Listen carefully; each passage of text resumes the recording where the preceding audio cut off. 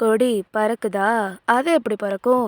அது எல்லாமே fondant toppers. So பறக்காது. நிக்க தான் செய்யும். கஸ்டமர் கொடுத்த ஏஐ ஜெனரேட்டட் கேக்க 2 கிலோ கேக்கா நம்மளால முடிஞ்ச எஃபர்ட்ஸ் போட்டு பண்ணியாச்சு. ஹோம் பேக்கர்ஸ் உங்களுக்கு பேக்கிங் எக்ஸ்பீரியன்ஸ், ஐசிங் எக்ஸ்பீரியன்ஸ் இது எல்லாமே உங்களுக்கு ஒரு 1 இயர் கிட்ட இருக்கும்.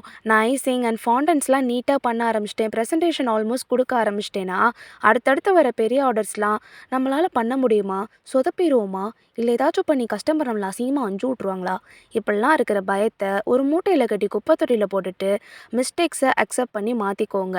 தேவையில்லாத மிஸ்டேக்ஸை மூட்டை கட்டி குப்பையில் போட்டுருங்க. கேட்க வேண்டியதை கேளுங்க, கேட்கக்கூடாதது மூட்டை கட்டி குப்பையில் போட்டுருங்க.